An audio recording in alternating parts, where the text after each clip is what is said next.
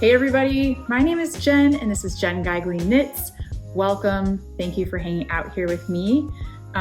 Here in Des Moines, Iowa, we are bracing for, I think, what might be our biggest snowstorm this winter, and we're overdue for one. I think we are technically in a drought. We usually have a lot of snow by now, or we've had some. I think we've only had 4 inches this whole winter, and so we're probably overdue. But I think we're gonna get 6 to 8 inches-ish. I mean, we'll see. I think it's supposed to happen tonight and the next day, and we'll see. So my goal is to make use of this snowstorm time and knit on my Mosi sweater, because there's no better time to focus on knitting than when you can't leave your house and it feels like the perfect cozy activity. I do not know what people who don't knit do, because thank goodness for knitting. It is the ultimate winter sport. So that is my goal for our snowstorm coming up. I also have to figure out how to do my son's birthday party. Hopefully it won't be affected, but there's supposed to be like several days of snow and really severe cold in our future. So we'll have to see what happens. But no matter what, we have the supplies and the cake and the things here. So we'll be ready, and the gifts, we're good. My little baby, and I know some of you have followed for a long time, so you might not believe this, but Bowie, my little boy, is turning 13, which is just like mind-blowing to me. He's my tiny baby, but he's not at all. He's in junior high. My daughter is graduating this year, so we're already doing like graduation prep. Someone asked a question.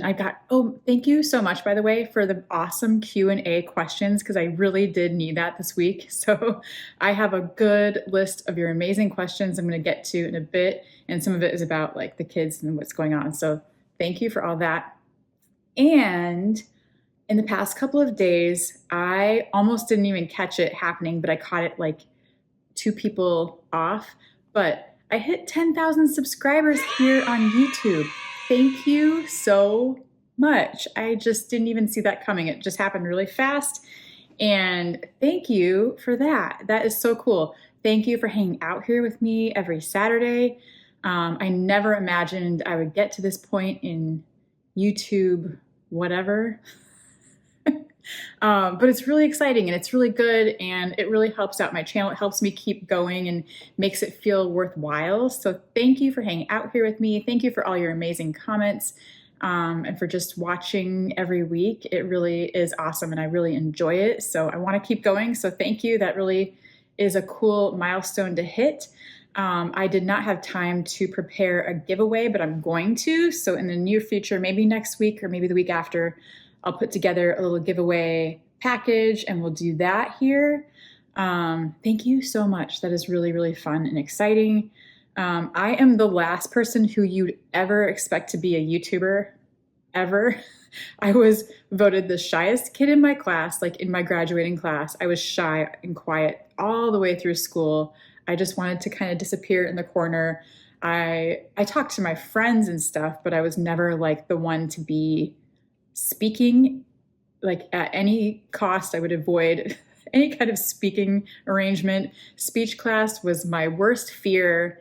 But I slowly got over some of that and kind of made myself, like pushed myself through by teaching knitting classes. I teach in a lot of schools now. And so while it still makes me nervous, I've become a lot more comfortable with it, and YouTube has helped me too. So it was kind of always a personal goal of mine. It's like my one hang up that I really get nervous about is talking.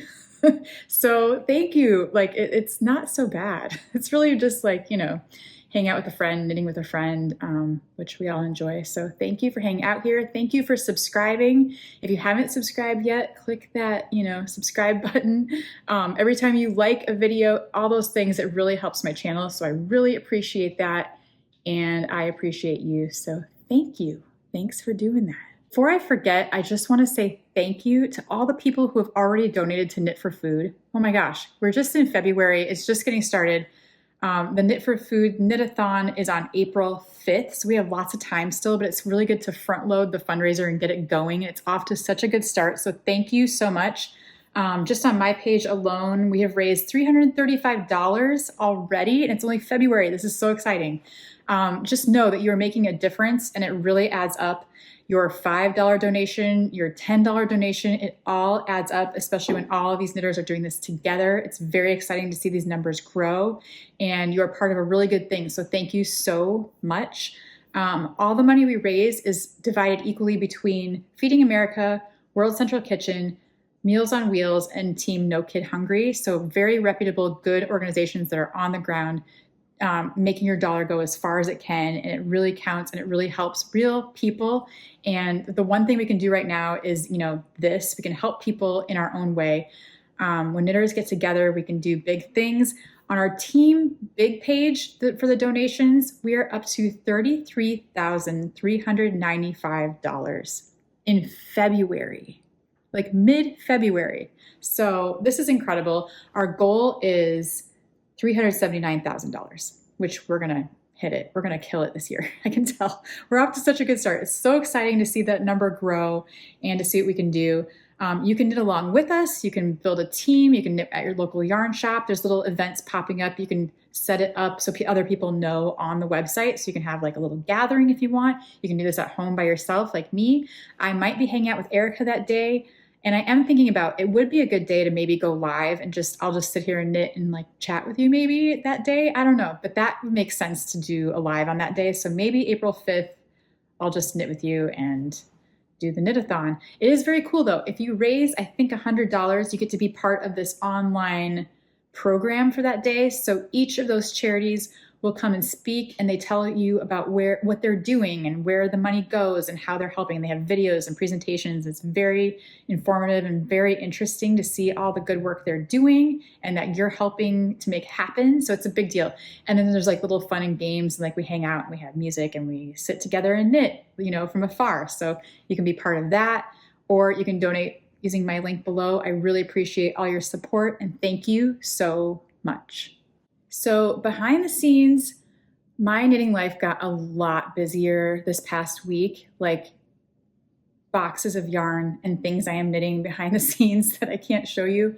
It's all so fun and exciting, and I'll be able to share pretty soon some of it. And it's really, really good stuff.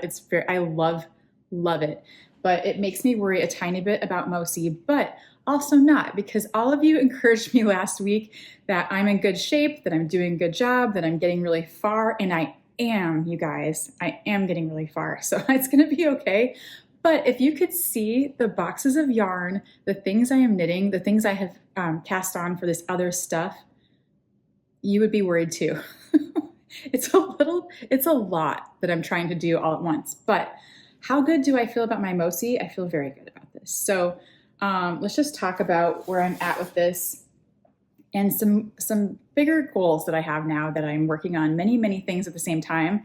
I want to get some concrete goals for this so this doesn't get pushed aside, because it already kind of is, and I don't want that to happen.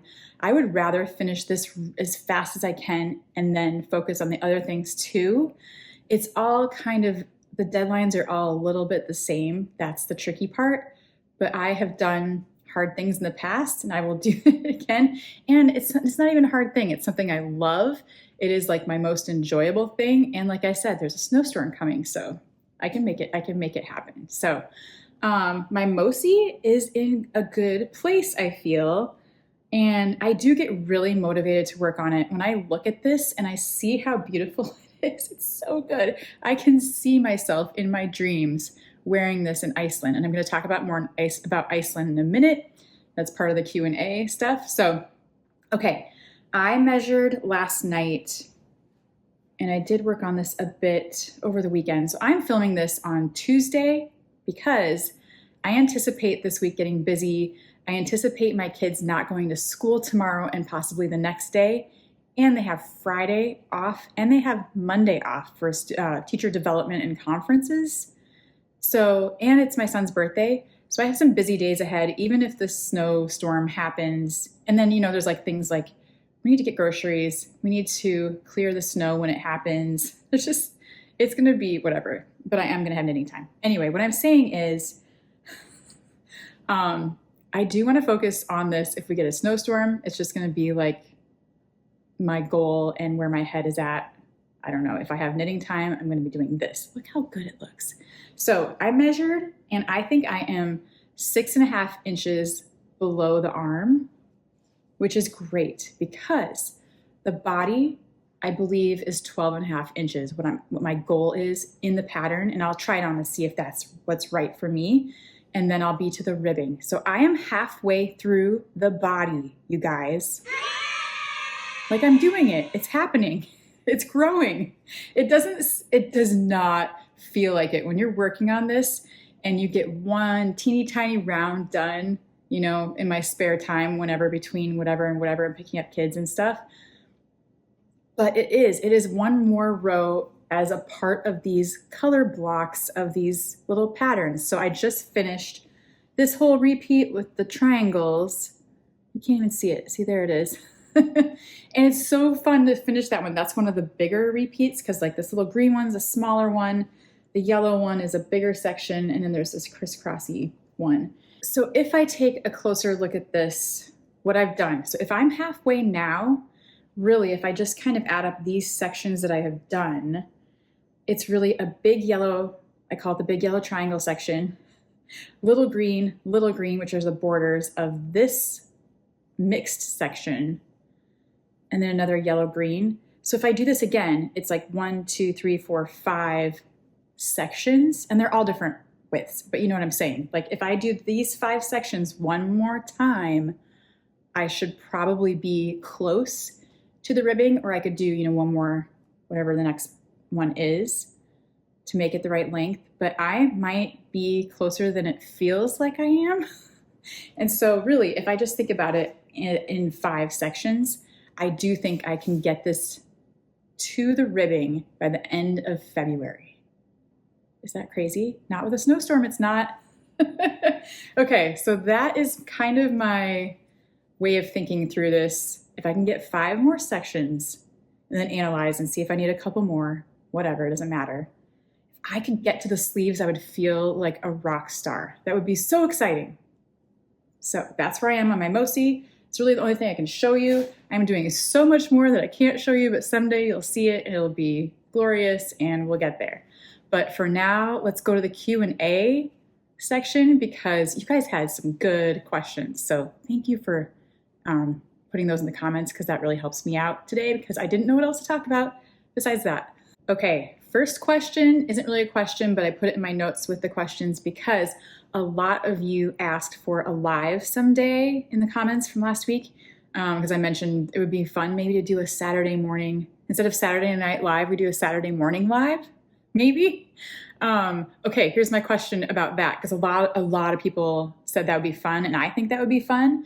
But so my videos usually come out at 7 a.m. Central Time. Do you want me to do it then? Is that a good time? Are you awake? Are you up? Depending on what time zone you're in? Or should we wait a little bit? Or should we just do it at 7 a.m.? Because I'm up. So let me know if that works for you. It's not going to work for everybody. Or if you don't even want to do that, you don't have to. I don't know. I want to try it sometime. I think that would be fun. Okay, first question is a question I get a lot. And so I feel like I've answered it a lot, but people keep asking, so I will definitely answer it. It is, how did you get started designing and what is your design process? And this is an easy one. I accidentally got started designing in 2010 when I uploaded the Gaptastic cowl to Ravelry, and I thought nobody would see it and nobody would find it. It was just there for me, and I had a friend who wanted to make it. There was a cowl at the Gap that was a seed stitch cowl that was very wide and very long and very oversized, a very substantial accessory. And I just like figured it out, knitted it up, and I used Lion Brand Wool Ease Chunky at the time, which is very similar to the Hue and Me of today. I swear it's like almost the same yarn. I love that yarn, by the way. And made a gray cowl. If you ever look at the picture, it's like a picture of my hair and a gray cowl. And it blew up, and I did not know that it did. My local yarn shop at the time, which is closed now, I was shopping for yarn and they were like, did you see that your pattern like is really popular on Ravelry right now? And I had no idea. And people were downloading because it was free, and it still is free. You can go get it right now. It's a very timeless cowl. A lot of yarn shops used it to teach New knitters how to knit and purl, because it's the perfect project for that, because you will knit and purl forever and then you will never forget how to knit and purl again. A lot of people made multiple cowls for gifts, and so that was my accidental how I started designing. And then after that, I learned more about how to write a pattern. I've always been the type of person to like do it yourself, make it up yourself, and so designing kind of came naturally, and I really wanted to do more of that. And so I started submitting to magazines, and then I started self-publishing books and writing books for other yarn companies. And so that's kind of how that all came about. And my design process is pretty boring, I think, probably like everybody else's. I will knit swatches. I do a lot of sketches. I will sketch on paper, in a notebook, in my planner, and also on the iPad with an Apple Pen. Which is really fast and an easy way to color things in. You can also duplicate your little sketch. So like if I know I want a raglan long sleeve sweater, I can draw it once and I can copy it 10 times and color it different ways, which is really nice. So do you want me to go get it? I'll show you like a really ugly example page of my drawings. Hold on. So my kids and I use Procreate, and I'm so happy. My kids are such little artists, so we have taught them. My husband and I are both graphic designers, and that's what my day job is. I'm a freelance graphic designer, and so we draw a lot, and we do iPads a lot, and we use Macs a lot, and we are always designing stuff. And so right away, when my kids were little, I taught them how to use Procreate and to draw like digital drawings. So look at Bowie. Like I have one folder at the bottom that I have to scroll to. Look at Bowie's drawings. All of these. So, he does animations on the iPad too, but he also just draws. My daughter does too. So some of these are hers, but mostly we used to go through so much paper. This was actually better for us, is that he could put all his drawings here and we could save them and we could print them if we want. But okay, there we go. I finally got to the bottom of the Procreate folders. And I have one little folder that says Jen. And here's like they're terrible and don't judge me. Different sketches of sweaters, coloring things. I'll see if I find something. Okay, this was like a collection I did for Modern Daily Knitting for Atlas that became real sweaters. There was this colorwork sweater that I knitted it in different colors, but it was like a Rhinebeck sweater with little leaves. These are really not good drawings. They're not good representation, but I just do fast things. I never did this shawl. I did this main squeeze pullover in yellow, and I did some of these multicolored knits down there. This is like when their new yarn Atlas came out. This was a color study of that sweater I wore a couple weeks ago by Mary Jane Mucklestone, and I wanted to see what the color work would look like in different colors before I knit it, and so I colored it. I do that a lot, where it's just different variations of like 3 yarn colors, but in different placements to see which one looks best, because you can't always tell until you see it like that. This is all boring, but that's my design process. So I do little dorky drawings and color them in, and it is really kind of fun. I don't know, I like drawing and coloring, so that's kind of, and then I just start writing the pattern. I will kind of knit and write simultaneously in a notebook. I kind of just keep notes as I'm knitting usually. There's some things I can write the pattern first and then knit it and then make notes and adjustments as I go. So, and then I have an amazing tech edit team who fixes all my mistakes and finds errors and makes the pattern like much better. So that's my design process. The next question is a fun one, and it's from my friend Robin. I miss you, Robin. We need to reunite soon because I haven't seen you in way too long. Thank you for this question. Robin is a teacher and a prolific knitter. So she says, can you talk about the craft clubs that you run at schools? A couple of us have started one at my middle school this year, and I'm just curious what you do about supplies and needles and hooks and things like that. And just kind of in general, what patterns do you start them with, and anything you could give advice on? Yes. So I have done a lot of teaching in junior high schools, and now I'm doing elementary schools. I also teach adult community ed, which is, a little bit different. But for the kids, I love a thick, chunky yarn. I usually do Lion Brand Woolies Thick and Quick, or is it Home Team? What's it called? I'm looking it up. Hometown. It's Hometown, not Home Team. Lion brand. That one doesn't have any wool, if there's any wool sensitivity, which is nice. And it's a big, thick yarn that you can see really well, and little hands kind of have an easier time with it. And I will use that with like a US 11 or a US 13 needle. And usually the schools I work with have a budget to kind of work with, or sometimes I will bring something from my stash if they don't. And I collect, like, that's why we were talking about, we go to Joann's for like charity yarns and different things like that. Joann's is great for affordable yarns that I can even get for my class and get supply. That's where we get all of our supplies. So I hate the whole Joann's thing because it's so useful for so many things and it's accessible. Everybody can go shop there. It's like, I don't know. Anyway, bums me out. But I go with big yarn and big needles to start with. And for most aged kids, I start with a garter stitch scarf, like 15 stitches across, garter stitch, just to get them started. Maybe the next class, if some kids are ready to purl, we will, but I'll start with a cast on, garter stitch, go, answer questions and troubleshoot, like that whole first. I usually do 2-hour sessions and we just kind of go through it, and I work with everybody where they're at. And some kids have had a little bit of experience, or maybe they crochet, so they're like, taking off and going fast. And some kids are like, I don't get it, and we work through it. So that's kind of my strategy with that. Also, I do finger knitting a lot with kids, especially younger kids.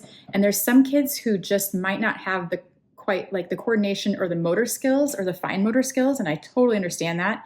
And so we will do finger knitting, which is very easy. You just wrap back and forth on your fingers and you pull a loop over, and it makes like a nice little, not a chain, but a knitted, piece of fabric. And we will make like scarves for their stuffed animals. Sometimes they wear their own and it's like a scarf for them. Or my friend Erica had done it too at maybe a library class she did. And she said they made little monsters, and they bought googly eyes, and they just finger knitted little, because sometimes they turn out like a blob the first time a kid does it. It's not like a perfect, thing.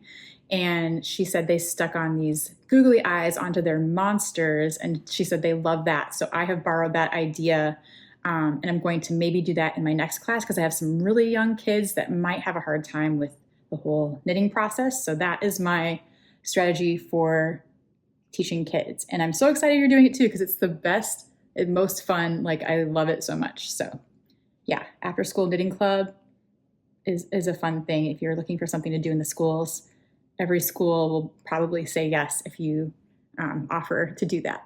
Also, we have done group projects with the knitting club, where mostly with the older kids, but where each kid made a few squares and we sewed them all into a blanket, and then they had like a charity auction at their school. And so it was like something cool that we could do together that makes a bigger project, and that is really fun too. So I highly recommend just garter stitch squares or whatever. If they want to do stockinette, some kids are, into different things. You can just make it all work, even if they're all a little bit different sizes. It works out in the end. So, and that's fun for them to sew together too, just with a darning needle. So fun class project. Next question is, I love the vibe of the room that you record in. This, I guess. I'm obsessed with the awesome fireplace. I'll talk about that. It's always so tidy, and I wondered if you prefer an uncluttered space for crafting, or if you have a secret making space that's full of piles and half-finished projects. I would also love to hear if you have any sewing projects or any artsy things on your wish list. And then another person asked a similar question, so I'll group it together.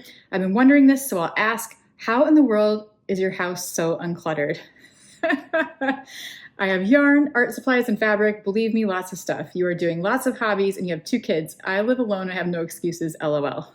These are great. These are great questions, and I always feel bad. My whole house does not look like this, but this is like, I do appreciate, because my environment affects my mood, and I like to have one clean knitting space, one clean living room space for all of us that isn't too messy. And it does get messy. There's like little piles that happen from time to time, but the rest of my house is, not perfect. I have a senior in high school, and she has the typical like piles of clothes, but she does fold them. But there's like piles of clothes on the floor, and she has music everywhere and records, like vinyl records, pillows. She has a whole pile of stuffed animals, like just in a pile. And what else? Guitars. Like she has stuff all over her, and then posters, just like I did in the 90s. Like she has band posters and pictures all over her walls. It's the best. It is a teen room, and it is not anything like this neat and tidy room. And that's okay. And that's how it should be. And I don't like shame anybody. And I do help her clean sometimes because you have to learn. That's just a life skill. But, and then Bowie is a little bit, I mean, he has autism and he has a little bit, not hoarding, but he collects and has special toys that he displays everywhere. He has a really big vintage He-Man toy collection. He has Ninja Turtles. He has Legos and Lego sets that we have built and put up like in his, so he has a lot of stuff all over his room too. He has a giant stuffed turtle shell that he can get in that also lays like down by his bed. And I don't know, random clothes and stuff too. So kids' rooms are kids' rooms. Our room is pretty tidy. It's pretty like normal. We keep it picked up. My husband has a lot to do with this too, because he is like a minimalist more than me probably. He keeps me in check. And I don't know, our kitchen's pretty clean, pretty good. But little piles pile up. I mean, just of like art supplies and my yarn. I have like a yarn corner over here where I do have like 3 project bags and yarn sitting out and stuff, and my planners. So I'm kind of the pile person, which I try to work on it, and I try to put things away, but I also make piles. It's just like how I do stuff. But anyway, it's not perfect and tidy, just this one room. And that's why I sit here every time. And it's next to a window and there's good light in here. And so, yeah, but I'm not a super neat, clean, perfect tidier. I wish I was. My room. Okay. The other thing I didn't get to, I have a yarn dungeon down in the basement. And it is a storage room, like you'd be horrified. It is a storage room kind of for everything. So it's like a family, like you can put your stuff there. And if you don't know where to put it yet, or if it needs a spot and then you have to move it, like that's where it's going to go. And it has all my yarn in there and supplies of crafting Jen of the past. I used to be a scrapbooker. I still have scrapbooking supplies. I have all my fabric down there, all my sewing machines, all my sewing stuff. I have bins of yarn.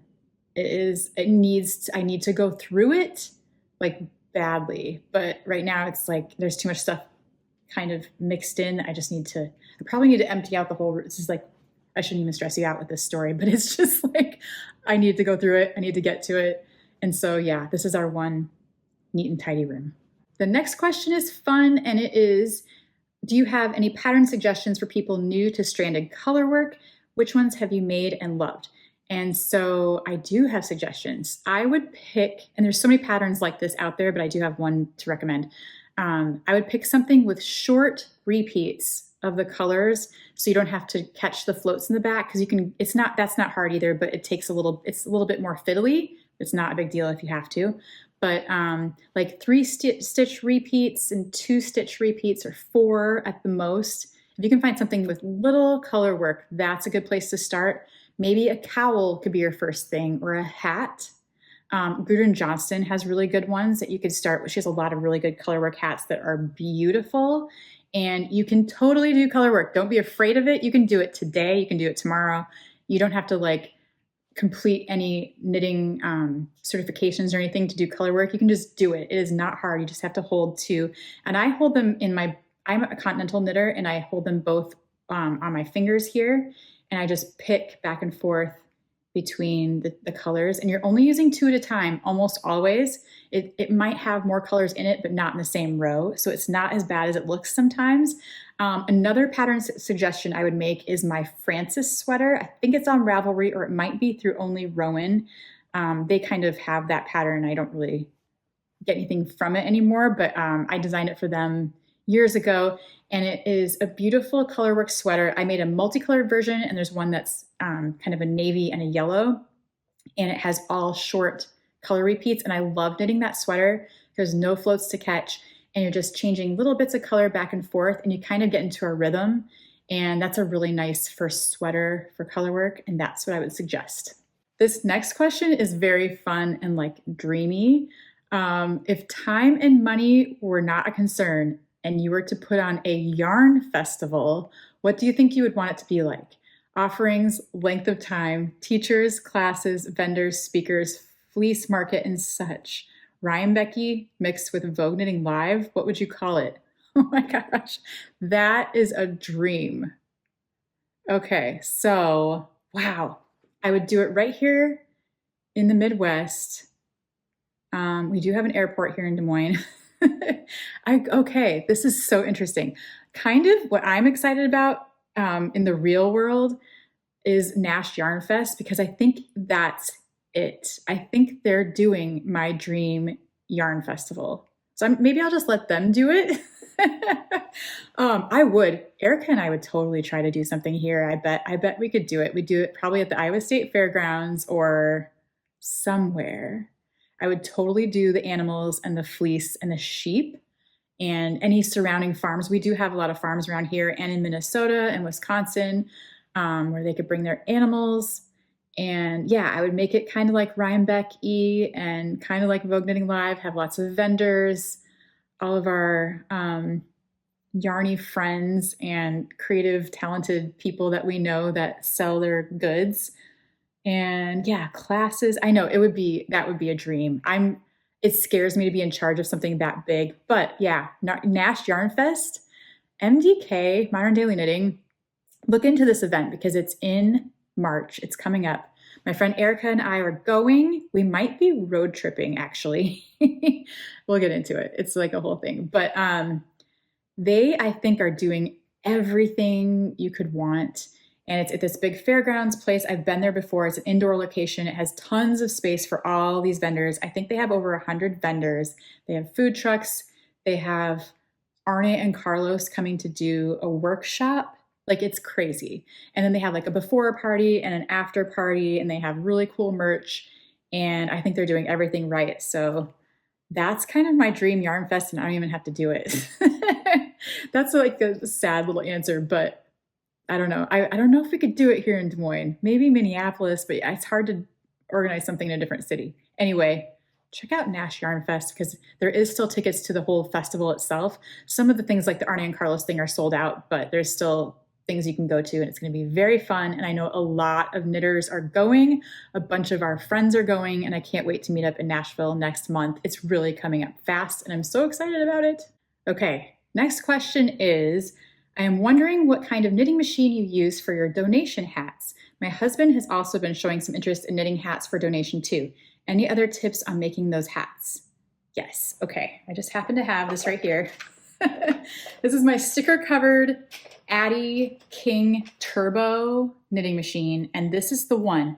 There's a bunch of others. There's a Centro. There's a few other brands that you can get, but this is worth the investment if you can find one of these. For a while, they were hard to find, and I think I got mine maybe during COVID, and there was like a shortage of these machines because they got really popular when everybody was home and trying to find new hobbies to do, and we were all bored. I can't remember the full price, like the regular price of this, because I got mine from a friend who didn't want this anymore, and she wasn't using it, and so I got a really good deal, and I have used this so much. It's totally worth it to pay the regular price. It's just an amazing machine. It's very beginner friendly, unlike my sock knitting machine, which it's like a learning curve. This, I have a really good video of making your first hat where I go through every tiny little step and like every step of the way just to make these really simple beanies. And that's the hat we use for, I gotta put it down, all of our charity knitting. And so it is like 45 to 50 rows. You can do like 3 colors. What am I thinking? It's 150 rows total, but you can do like striped colors, or you can use up skeins that are like halvesies.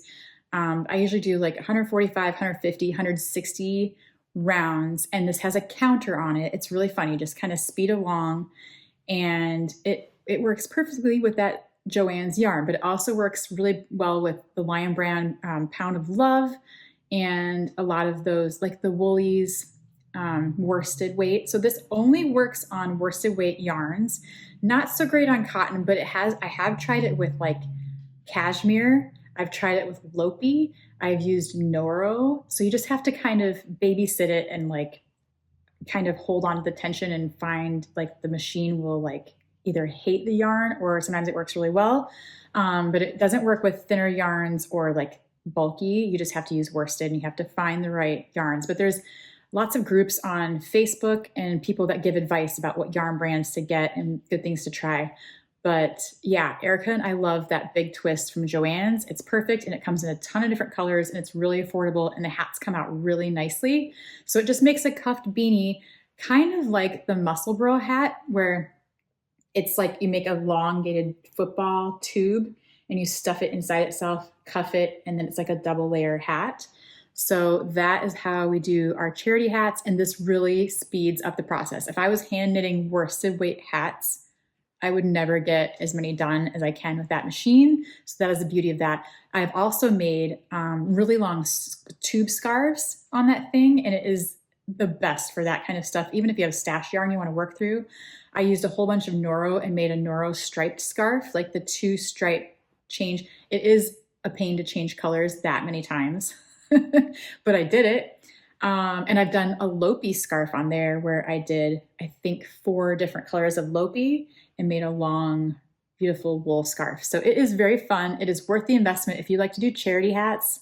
It doesn't do a lot of other things, but you can do panels.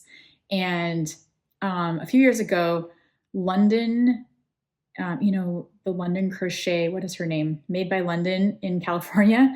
We did like a yarn bombing project nationwide, and we covered trees and posts with knitted panels, and it does do that. So it does circular, and you can flip a switch and it will make a panel. So it's a cool little tool to play with.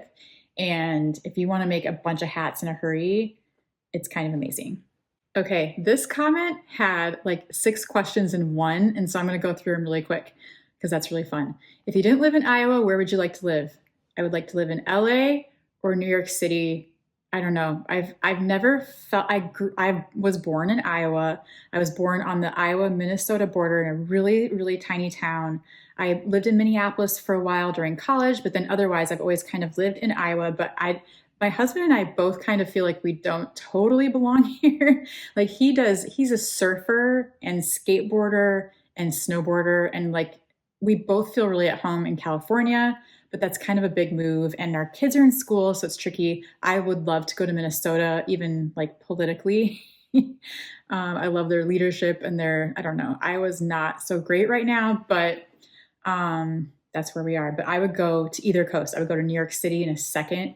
I would go to LA too, but that's maybe not the easiest for my children right now at the phase we're in. So, but thanks. That's a good question. And I love thinking about that. When you design sweaters like 1999 or Francis, how much of the math do you have to work out before you send it to a tech editor? It's a lot. And I have to draw some of it out too, especially like with a colorwork sweater, and you have to get the right multiples and make it work. And so, yeah, my tech editors are better than me at knowing how something should fit over an arm or over a chest, but I do as much of the math as I can, and I send it to them in the best shape that I can, and then they take it from there and make it much, and then we go back and forth a lot too, like this part, like what were you trying to do here? And like, or, this, let's, change a little bit. So it's a very back and forth process, but they are amazing at what they do, and they have more math brain than I do. I kind of struggle sometimes where I don't quite get it all right the first time. So I appreciate them so much, and their expertise is like, I'm just like in awe of what they're able to see and do, especially finding little errors and mistakes and consistency things. It's just like, that's a special skill. Have you knit with, I don't even know how to say it, Follow Lopi? And if so, what did you think of it? I have not. I know what you're talking about. I know which one it is, but I haven't knit with that yet. I hope to pick up all the Lopi in Iceland, like at the grocery store and wherever else I find it. I'm going to get it all because I think they have different colors than we have here too. And I'm really excited about all the Lopi that I have not yet seen. What is your favorite way to keep connected to friends you don't see on a regular basis? Yeah, basically the internet. I have so many long distance knitting friends, and it's such a treat when we get to see each other at Rhinebeck or at Vogue Knitting Live. And I'm going to see people at Nash Yarn Fest. That's like the best, is when you can see your internet friends in real life. But honestly, Instagram and different, threads and Blue Sky, and we all kind of connect in different ways. Even just joining Blue Sky, if you haven't looked around there yet, it connects you to other knitters just by using the knit emoji or the yarn emoji. And I found different people there that I wasn't connected to on Instagram. And so it's so funny how the internet kind of brings us together. And sometimes the internet is terrible, but sometimes it can be a really beautiful thing. And finally, what do you have to do to psych yourself up the most when it's time to post a video? That's a good one. I've always thought about doing like a behind the scenes of being a YouTuber, because it's like, I don't know, especially Vlogmas. I don't know. To psych myself up, sometimes there's just days I don't want to do this, and I don't on those days.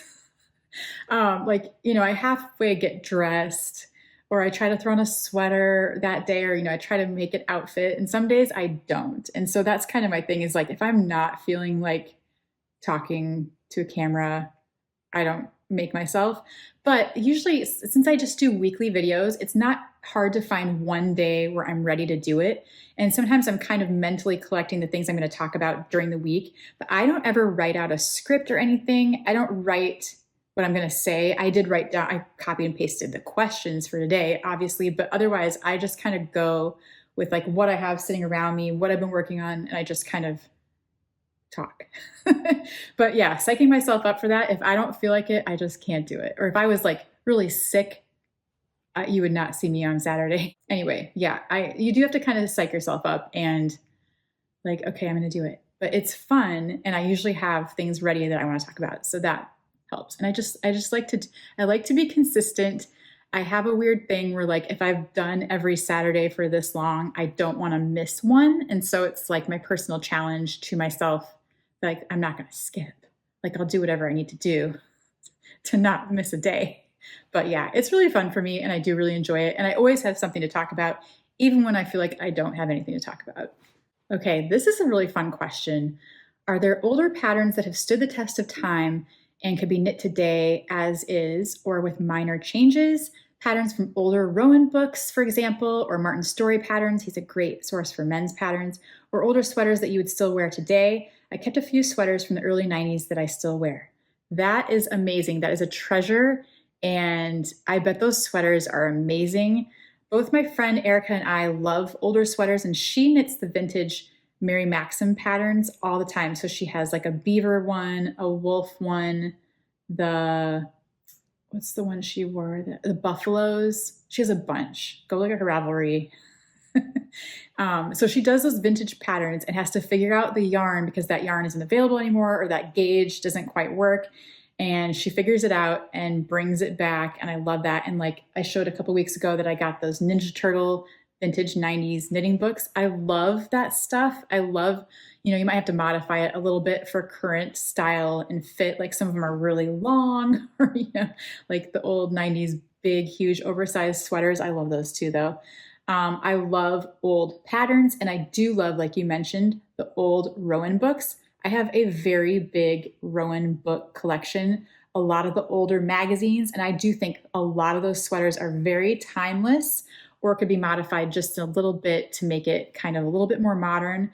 But the next Rowan magazine that's coming out this spring is they are redoing a whole bunch of Martin Story's older sweater patterns in the new yarns, and just kind of reknitting them and reimagining them for current times. And so they are doing that, and they do that a lot. They look back, or they'll kind of do a section in their magazine that looks back at some older patterns. And I always look, like we have a half price bookstore, and then also the library. I love looking at the older Rowan books, because I think they're all classic, timeless, like so many of those pieces, or they're just like really interesting. But a lot of their color work, a lot of their cables. I also collect the Martin Story. It was the Rowan denim books, and they're all these cabled kind of beachy sweaters. And he has another one with his whole family in it. And I think those are the coolest. And they're quite a few years old, but I have, found them on eBay, and I think they're just something I always want to have in my collection. There's one cable sweater in there that I have to make that they don't make Rowan denim anymore, but I found enough of it on eBay that I can make that sweater. And so that is on my to-do list. Okay, I love this next question. Do the folks in your close knitting circle ever muse that you will knit with Lion Brand and then pull out your magpie fibers? So they're saying like the, chain yarn from Joann's and then like the name brand fancy yarn. I knit with all of it. Yeah. She said, my folks marvel and laugh at me. They call me Tiffany Salpada. I think that's like a jewelry reference, right? I will be knitting one thing with Patons and the next thing with Spin Cycle and Farmer's Daughter. It all speaks to me. Yes, I am like you. That is me too. I'm not a yarn snob. I totally use all the yarns, all the price points. My friend Erica is the same way. She loves Lion Brand Fisherman's wool that comes in the big giant skein. It goes really, really far. I love Lion Brand Woolies Thick and Quick and just the Woolies Worsted. I love all of their yarns, really. I love their cotton. And so, yeah, I love the fancy, like expensive yarns too. I love Spin Cycle. I love Magpie Fibers. I love all the, I love the Icelandic. I love Lopi. That's also really affordable. And then I love the Hélène Magnússon, like her special yarn that is milled, like I think in Italy, but it comes from the Icelandic sheep and is very special. So it's like, I'll knit with anything and they all serve their purpose in different ways. And I will wear all of it, any of it. Like, I don't care. And my daughter too, she's been crocheting a ton. And I love having her go through my stash and we find things together, or we go to Joann's together, or we go to my local yarn shop together. So yeah, there's nothing off limits. And maybe, I don't know, none of my friends laugh at me or judge me for it though, because I think we all kind of do that here, and we will show each other the new yarns that we haven't tried yet, even like from Michael's or Joann's. Like Erica was looking at the Lion Brand DK. There's a new Woolies DK, and she actually bought me a skein. She was already ordering some so I could try it because she knows like I'm into it too. So yep, I love my Lion Brand and I love my Magpie Fibers equally. I love it all. I love yarn. Okay, here is a life question, and I don't even know, like I don't have all the answers. I don't know what I'm doing half the time, but I am a mom in my mid-30s. I have a toddler and I'm pregnant with my second. What do you wish you knew at this stage as your family grew? I feel nervous about my family expanding and not knowing what to expect. I remember that so well. It seems like it was yesterday, but my kids are old and it was not yesterday. It just gets better and better. It's not scary or overwhelming. And you might have days where you feel like that with a newborn and a toddler. I remember that. It's very busy, but it's so much fun. And every stage they, kind of stagger, you'll have like a preschooler and then you'll have a toddler and then you'll have an elementary kid. It's like, now I've got high school and junior high, and it's like every part of it is so beautiful and hard and fun. And like, I can remember every bit of it like it was yesterday, and it's all just these special memories, and you're going to do great. And I just love that for you. And I miss it. And they always say, like enjoy it while it's happening. And I know it's so hard when you have the little babies and it's so much happening, but you'll look back and be like, wow, like we did that. And my amazing kids, it's just like, it's such a beautiful thing. I love being a mom, and I love that for you too. And I know, and there's hard times and struggles along the way. And then you can't even imagine like what high school will be like or what junior high will be like, but you'll be there before you know it. And, there's challenges with toddlers and babies. There's all that stuff every little part of the way. But I don't know, you take it as you get it, and it all works out, and it's a beautiful thing, and you have the best days ahead, and it's so exciting. And I'm excited for you. I remember when I was pregnant with my second kid, I was talking about this I think I asked the same question to my friend who had 3 kids, and she's like, it's just like one more jelly sandwich to make for lunchtime. When they get to like the lunch age, when you're just making multiple lunches, it's just like one more sandwich. It's one more grilled cheese. It's like, and I always thought that was just a cute little thing to think about. Like you're just, doing two things instead of one or three things instead of two, and it all just kind of magically happens and it feels right. And that's your little family. And I wish you the best. Okay, this next person had this question, and a whole bunch of people asked this as well in different ways. How did you end up in Iowa? Why do you live in Iowa? All these people asked about Iowa. I know. And another person, a really kind person, said that I have New York City vibes, and that why do you live in Iowa? And I'm like, thank you. That is the biggest compliment. Thank you so much. I'm not that cool, but I wish I was like New York City cool, and I do live in Iowa. And this person also said, the first Iowa question, that they knit a Mosi in blue, black, and white, and they love it. And I have to go find it on Ravelry. I want to see this so badly. I need all the Mosi inspiration and motivation. So I want to go see your Mosi. I'm going to go look for it. They said, you can do it. No, new subscriber. Love your podcast. So thank you. That's really sweet. Yes, I live in Iowa. I was born here. I think I mentioned before. Yeah, I grew up on the Minnesota-Iowa border in a tiny farming town. My brother's still up there, like selling Pioneer seed. It's amazing. I love where I'm from also, and I love Minnesota as well. I feel like I kind of grew up in both because I was in Minnesota a lot also, and I was born in Minnesota, and then I used to live in Minneapolis during college. So yeah, I ended up here because I don't know, my family's here. I went to Iowa State University. I met my husband, and then he's from here in Des Moines. And so we settled down here, and this is where we are, but we're not opposed to moving. We've thought about it a lot. And so that's possible. I don't know. But right now, yeah, Bowie's in school. It's kind of hard to leave, but that's why we're in Iowa. Here we are. Tell us more about your upcoming Iceland trip. Okay, I feel like I don't want to talk about it too much because I don't want to be annoying, but I am so excited for my Iceland trip. I guess I talk about it every time I talk about the Mosi, but okay, if you haven't been here for a while, I think I just kind of talked about it one major time where I explained it, and let me find the website because that explains it better. But in June, after my daughter graduates, it's like takes the air out of my chest when I say that. I am going on my dream trip. I am joining Hélène Magnússon, who is just in the New York Times because she leads these Icelandic knitting tours. This is my dream trip. Okay, so, I talked about it with my family first. So my son has autism and he has never been on an airplane. And that is okay. We take a lot of road trips. We go to California, we drive places, and we're going to do that as a family. So we do family trips, but also my husband's like, go do this. You want to do this. It is knitting. It's like a knitting trip. So we don't really want to be on your knitting trip, but he wants it. He knows how much I want to do this. And he's like, go. And the price point was really good. These sell out very, very fast, but I signed up very spur of the moment, very quick decision. I did not think much about it. I just was like, I'm going to do it. And I did it, and I signed up, and I'm so excited. I have no regrets. I'm so glad I did. And I'm so excited for this trip. I have slowly been packing and collecting the gear that I need because there's like a list of things we need to bring. It is called Hiking and Knitting Under the Midnight Sun. It's the most beautiful, exciting thing I could think of. It's such an adventure. I've never really been out of the country. This is a big deal.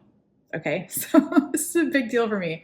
But I know Hélène Magnússon over the internet as a long distance friend. She's worked and done a field guide with Modern Daily Knitting, and I did as well. And we're all kind of like, a little bit connected over the internet. And her pattern is the Mosi sweater. This is her pattern, and that's why I'm knitting it with her yarn. And this is all so special, and it's full circle, and I'm so excited. So it is an exciting and active knitting tour in the north of Iceland. The midnight sun comes in because it is the time of year when the sun does not set. It just kind of dips a little bit, like at midnight for a little bit, like kind of a sunset, sunrise. So it is light all day and night, which is amazing. And she said, we're going to make use of that time because we get to see and do more because we can be out at 10 p.m. and it'll be bright outside. I've never experienced this. This is just I can't wait. So one of our required things is bring a face mask to sleep. Anyway, this beautiful tour takes you to the incredible mountain range of Trollskagi, the peninsula of the trolls in the north of Iceland.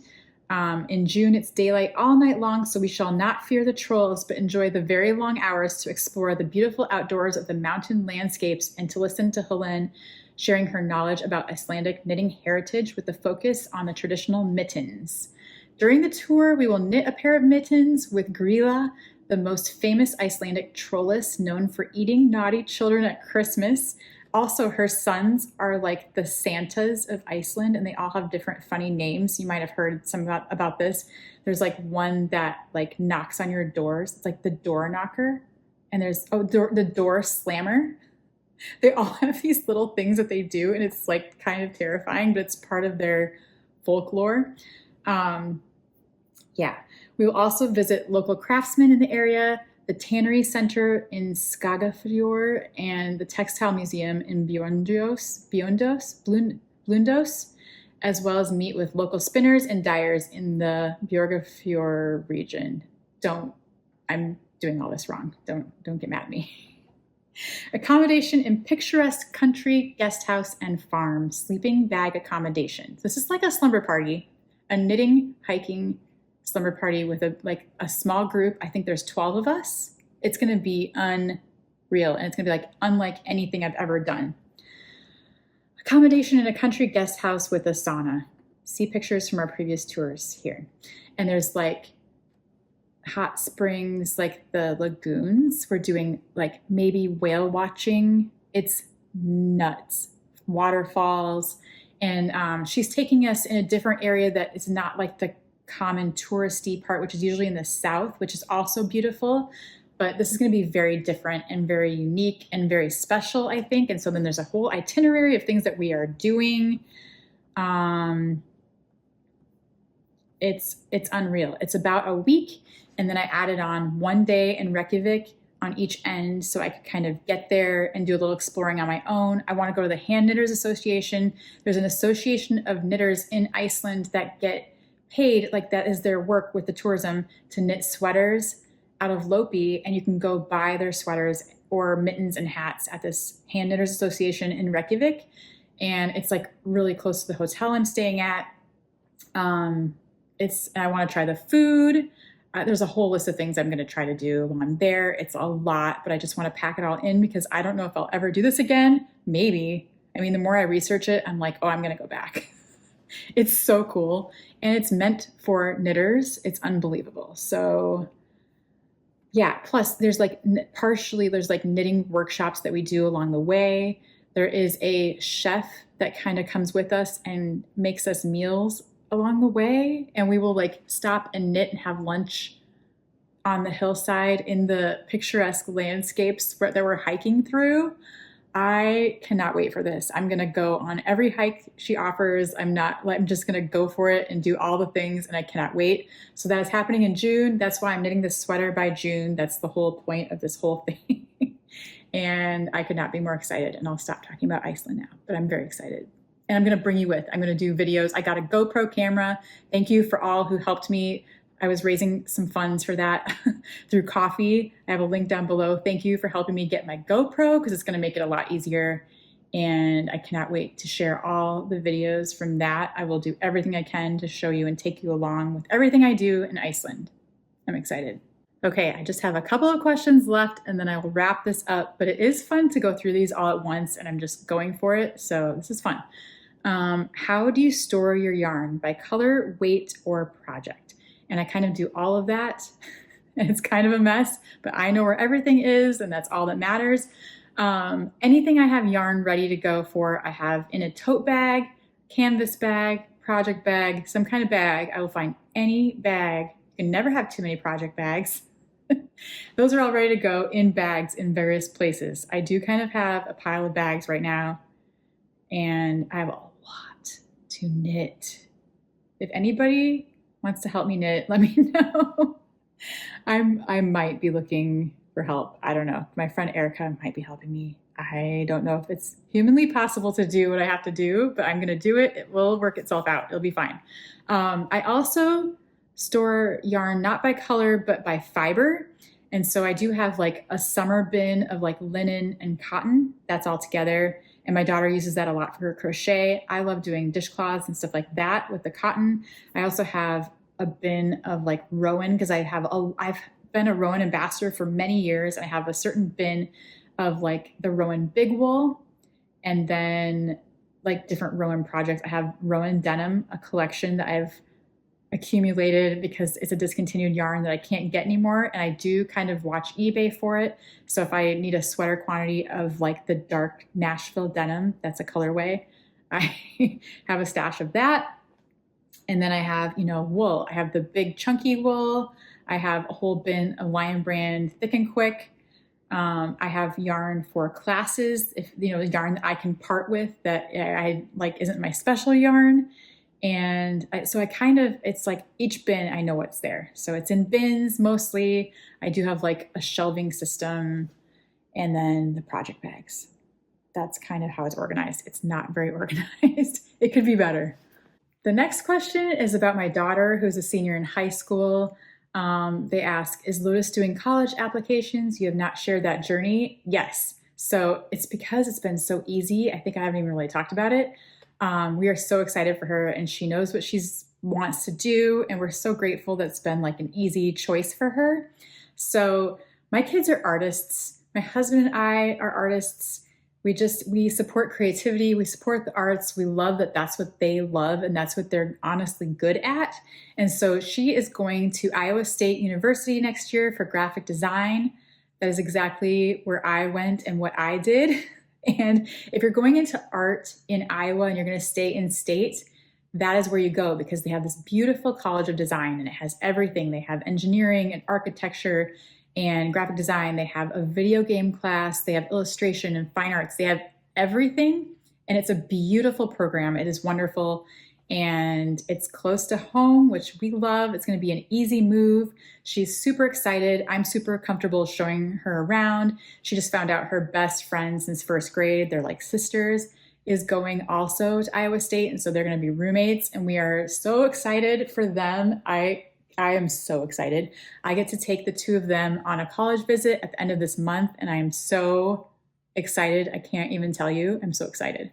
So yeah, I had a great experience there. I'm so excited for her to go do everything there and make her own memories and learn and do everything she's going to do. You kind of, at that school, you start out with your freshman year doing fine arts and building a portfolio, and then your admissions counselor, not the counselor, your person, you know what I'm talking about, helps you decide what your major should be, but you kind of apply that whole first year to get into the program. And that's exactly how it was when I was there. And I think it's better now, but it's really cool. So you'd kind of find yourself and find out what you're good at and find your way through it. But she knows she wants to do graphic design, and we've kind of taught her some things, and she's already done some classes for that at her high school. And so she's ready to go. It's going to be amazing, and we are very excited for her. It's going to be very hard to let her go, but it's going to be very close. So we can go see her, we can visit. It's going to be hardest for Bowie because those kids are close. They hang out all the time. They always have. They play together still. They do things together all the time. They watch shows together. So I think it's going to be harder of an adjustment for him. It's going to be hard for me too. I've already had some moments of tears, but we're going to be okay. And we're getting used. She's already working a lot. She's with her boyfriend. She's with friends. She's out doing stuff a lot. So we're getting used to the idea that she will be gone, but it's going to be hard. And yeah, graduation, it's going to be a big year for us, but we are so excited that she's ready to go and do her thing. And so it's going to be great. Last question. This is a good one to end on, I think. You have so much going on and get so much done. How much sleep every night is enough? I don't think you sleep. Okay. I want to be real. Okay. I don't get a lot done. It might seem like it. I don't get a lot done. I always think everybody else is getting so much done.